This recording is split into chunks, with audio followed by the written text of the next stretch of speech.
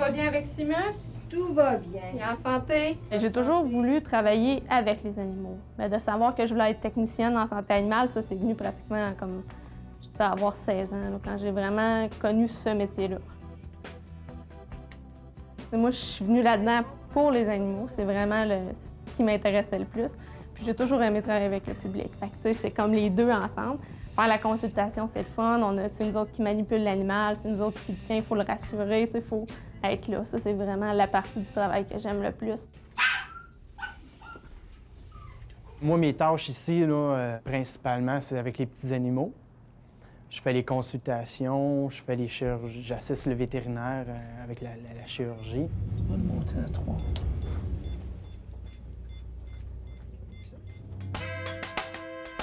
Le cours de technique de santé animale, c'est un cours de niveau collégial.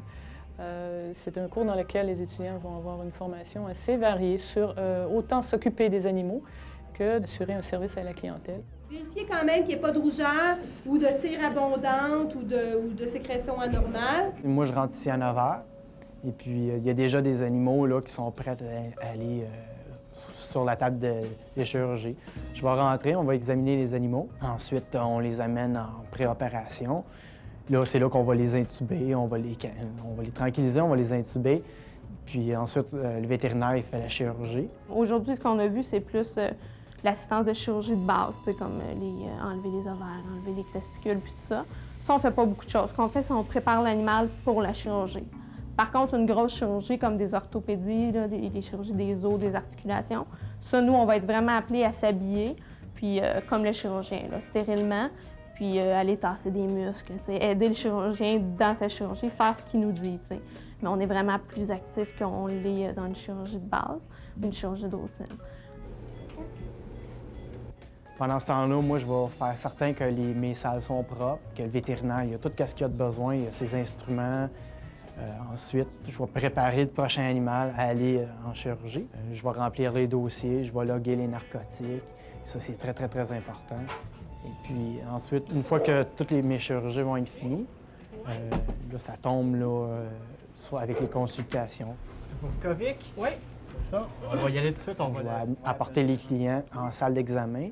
Je vais commencer un petit examen pour le vétérinaire. Je vais prendre sa température, je vais voir s'il y a des puces, je vais écouter son cœur, ses poumons.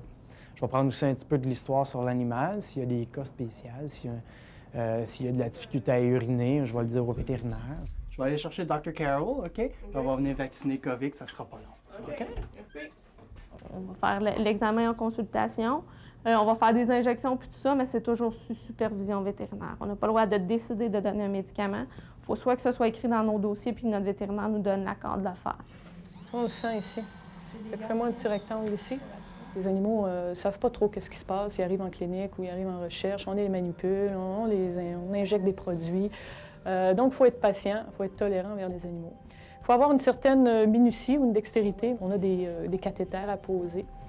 Et évidemment, ça prend un certain sens de responsabilité parce qu'on a des médicaments, on a des clients à qui on doit rendre compte de l'état de leurs animaux. Donc, la personne qui travaille avec moi, je dois m'assurer qu'elle soit responsable et que je peux dormir tranquille le soir. Nos étudiants, on envoie des lettres, on demande qu'est-ce qu'ils font une fois qu'ils ont gradué. Jusqu'à présent, 100 se sont placés dans le domaine de santé animale. Ça implique autant la recherche que les cliniques vétérinaires ou les hôpitaux vétérinaires. Le domaine de la recherche est le plus grand employeur actuellement. OK, prends-en une seconde. Au-dessus de mon gant, premier cran. OK, remonte l'anesthésie un petit peu parce que là, c'est sûr qu'on lui fait mal. Mets-les à 3. Souvent, les étudiants sont réticents à l'idée de travailler en recherche. Ils disent, bon, les animaux vont être surutilisés, ils sont maltraités. C'est pas vrai. Actuellement, chaque endroit où est-ce qu'ils font de la recherche ont un comité de protection d'animaux à l'interne, qui est finalement un comité qui doit rendre des comptes à un comité canadien. On ouvre, on regarde si ça saigne. Ça saigne pas, on va le retourner en dedans. Donc, tout le monde se place dès la première année. Même souvent, les employeurs appellent directement au collège pour demander quand est-ce que... C'est quand les prochains étudiants vont graduer, là, on en a besoin, ça presse. C'est quel numéro, ça? 54? Et les propriétaires des animaux, souvent, là, ils sont très, très, très émotifs quand on parle d'euthanasier leur animal. À dernier recours, c'est sûr, On veut pas ça, on veut que les animaux vivent là, aussi longtemps que nous autres. Hein. Ça, ils nous préparent pas ça à l'école. On a des cas là, où on sort de la salle, puis le chien vient juste de mourir, ou le chat, puis on a juste le goût d'aller se cacher. Là. Ça, c'est la partie la plus difficile. Là.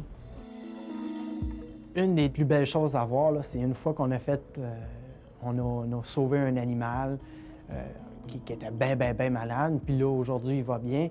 Puis les clients reviennent, puis ils nous montrent des photos de leur animal, puis ils sont contents. Bref, c'est un peu nous autres qui l'a sauvé.